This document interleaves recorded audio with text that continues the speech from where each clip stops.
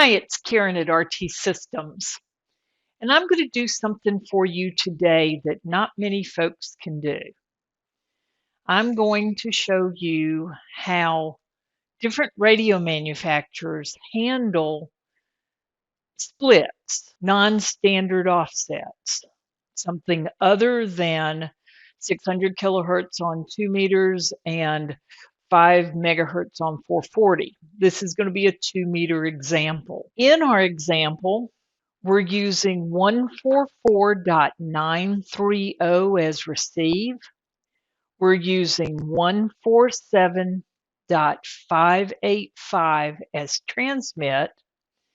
And we haven't had to do this much in amateur radio because generally the standard offsets were how the repeaters were set.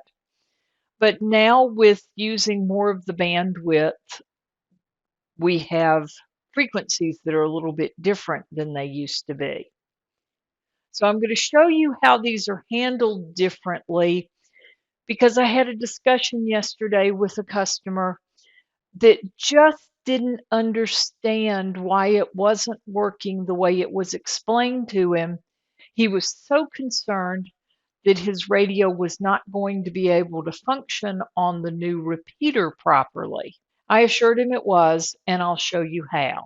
So let's start with his radio, the FT60, the wonderful Yaesu FT60. We're going to type 144.930 and press enter. We're going to type 147.585 and press enter. Well, offset frequency is blank. Yep, sure is. But notice offset direction is set to split. What this does in a Yaesu radio is this tells the Yaesu radio to receive on this frequency and to transmit on this frequency. The Yaesu radio ceases to do the calculation. It just receives here and transmits here. The programmer has taken care of it for you. You don't have to worry about anything else unless you want to put in a name and tones and other things that go with this repeater. But as far as the frequencies go, and as far as this pair being used by this repeater, it's going to work just fine. So let's look at a few others now that we know what Yaesu does. This happens to be a Wouxum, and we're going to type 144.930. We're going to type 147.585. This time I have an offset frequency, 2.655 megahertz. That's fine. This radio is perfectly happy. If I set it to split and set these two, it would work equally as well. But this radio handles it with a plus and this odd offset frequency. Let's see who's next. The FTM 300. This is now a new Yaesu radio. Let's see if they've done anything different here.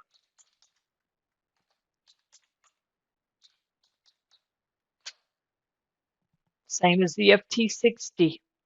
It sets it to a split and it will work just fine for what you're doing. Now we have an ICOM.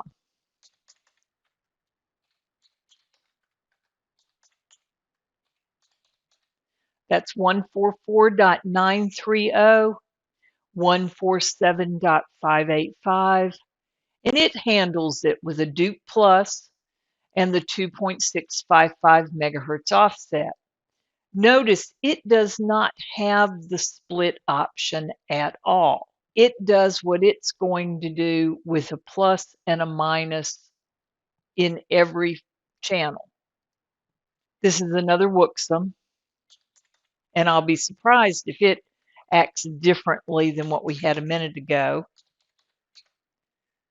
It's the same as what it was a minute ago with the split, with the plus and the 2.655.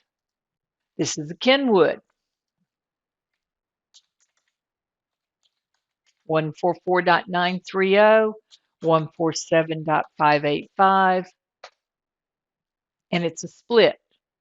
This is just like how the Yaesu handles it. And it will operate on that repeater just fine. It's just the design of the radio. Here's a TYT radio.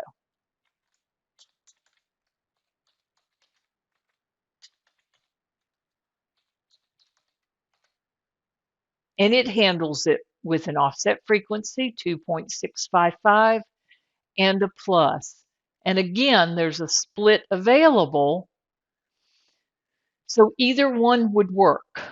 Split and the two frequencies, or an offset frequency and plus. Either one will work the same way on the repeater. How about the UV5R?